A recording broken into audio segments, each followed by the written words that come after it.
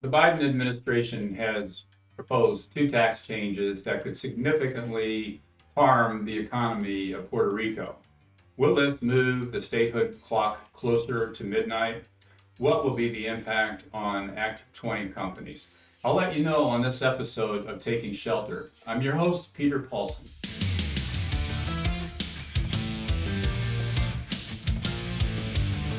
Well, first off, I am pro Puerto Rico, me gusta Puerto Ricanos, and I think if you talk about tax reform in the context of morality and fairness, it is my view that it is neither fair nor moral to eliminate the benefits of Puerto Rican tax incentives without coming up with a kind of counterbalancing plan for the populace. And I'm concerned that these two provisions could have that impact, and in particular, the two provisions combined could be a bit of a lethal cocktail that would prevent the U.S. from effectively advocating for the retention of the Puerto Rican tax incentives. So today we're going to talk about what are those two provisions, how might this play out, and how might this really liven up the discussion of statehood, and then what are the potential impacts on Act 20 companies. And spoiler alert, the impact on the Act 20 companies I don't think will be that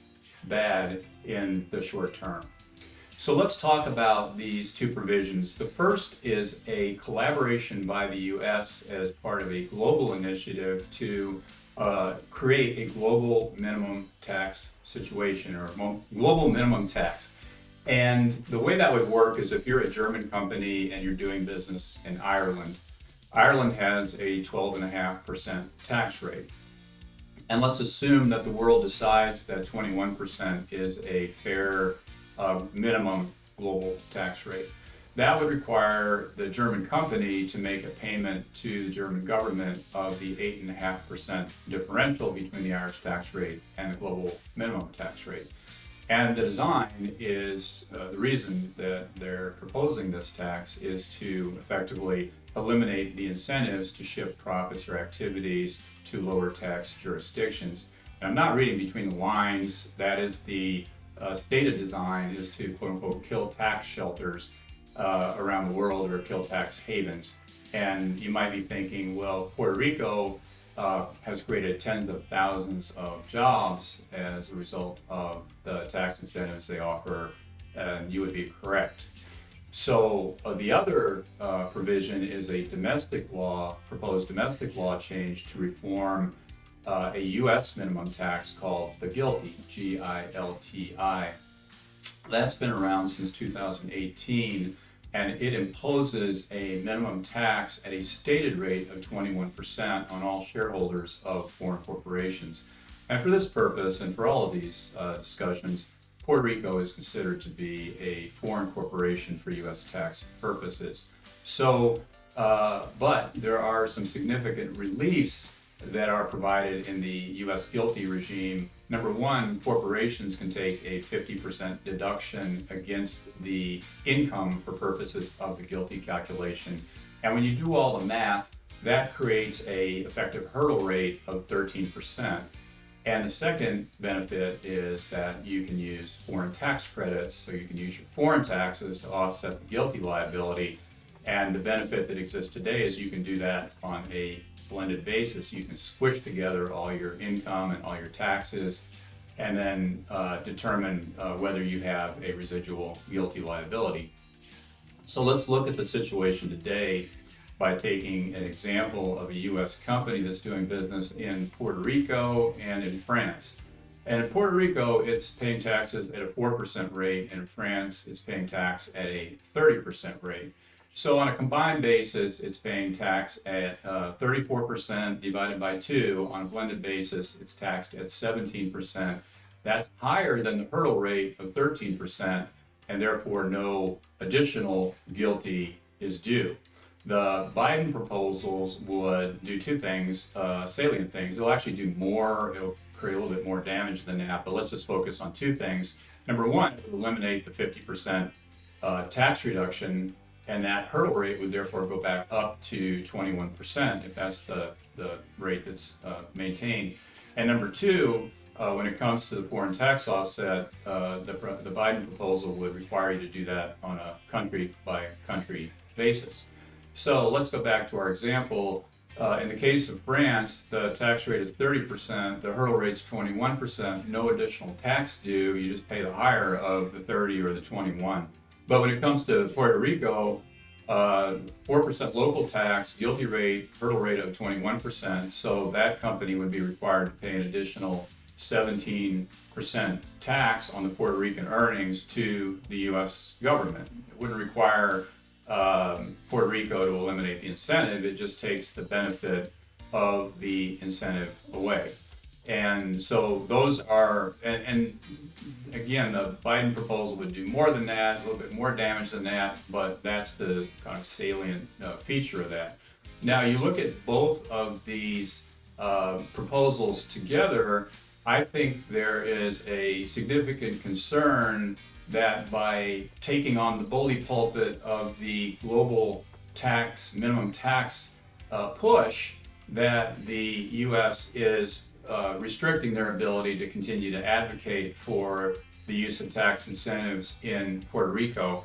And I'll mention that there are active proposals to actually increase the GILTI deduction for Puerto Rican income to 75% or eliminate GILTI on Puerto Rican income. And I think that while you're part of a group advocating for a global minimum tax that has few, if any, exceptions, because once you start having exceptions, then the whole fabric comes apart. So I think that there will be this desire to hold the line on exceptions, and Puerto Rico will be part of that discussion about whether the U.S., even in its domestic law, can continue to encourage the benefits of the Puerto Rican incentives. And so the question is, what happens next? I think if the already fragile Puerto Rican economy is dealt another blow, then in my view, this concept of statehood comes back on the table. And I'm not going to get into it a lot because I'll sound very naive, but there's a lot of math out there that talks about whether residents of Puerto Rico might be better off getting more of the progressive types of payments and child care credits and things they might not be entitled to today, and whether if they became a state, all of those payments would be available. And you balance that out with sovereign concerns, et cetera. And I think that this is going to be a big issue next year, particularly if AOC challenges Chuck Schumer for the New York State Senate race. It's going to be a huge issue. And I think to the extent that you have this threat against its economy as a result of these tax changes, that is going to be part of the solution set. So I'm not going to dive in any further into the statehood discussion, but I wanted to tee that up because I now want to talk about potential Act 20 implications. If you want to know what Act 20 is, check out my other video on this channel, Puerto Rican tax incentives. Basically, Act 20 companies are Puerto Rican companies that are given a 4% tax rate. So it is an incentive tax regime. And when we look at the various types of threats that I've discussed, the first one is the global minimum tax regime. And as I've stated, it doesn't require any country to give up their incentives, it just claws them back in other countries. And in this particular case, most Act 20 shareholders are bona fide residents of Puerto Rico. Obviously, Puerto Rico is not going to claw back its own benefit. Then you look at the U.S. side, you've got the exemption from U.S. tax, which has been around for a very long time. There's no discussion on ending that regime, which applies to 3 million people. So I don't see a proximate threat to Puerto Rico incentives with respect to the global tax push with respect to Act 20 companies. The second thing that could happen, the U.S. could revise, is proposed to revise its GILTI regime, which can apply to U.S. citizens and own shares of foreign corporations. However, there's a special rule for bona fide residents of Puerto Rico that they essentially, generally, are not considered to be U.S. shareholders of foreign corporations or Puerto Rican corporations for purposes of the GILTI calculation, so they don't actually have to do GILTI calculations on qualified island source income, and so there's a fairly significant relief, and nobody's talking about changing that either. And then the third thing we talked about is the possibility of statehood. I get people who call and say, is this going to be a problem for Act 20 or Act 22?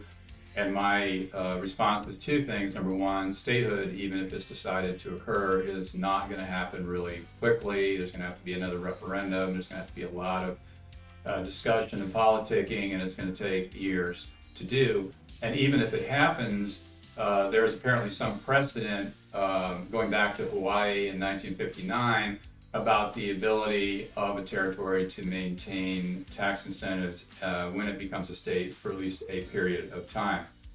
So I look at the three threats, and I don't see those threats playing out in the short term to erode the benefits of Act 20. We're short on details. At the time I'm reporting this, there really haven't been any other studies or analysis or any further help in understanding the scope of these provisions, but as they stand right now, I'm not aware of any targeted tax on Act 20 from a legislative standpoint. If you watch my other videos, there is a IRS initiative underway focusing on both Act 20 and Act 22. They're kind of separate and connected, and I think those will continue to play out. So if there is a threat to, in a sense, the viability of Act 20, it is at this point in time not as much legislative. If you want to look at the bright side of all this on a high-level basis, the revenue that is being raised as part of this process is intended to support spending for infrastructure. And nobody needs infrastructure more than Puerto Rico. So it's possible that Act 20 beneficiaries will not see their benefits eroded and could actually be in for the benefit of a brand new power grid in Puerto Rico. Well, let's hope. This has been Taking Shelter. I'm your host, Peter Paulson.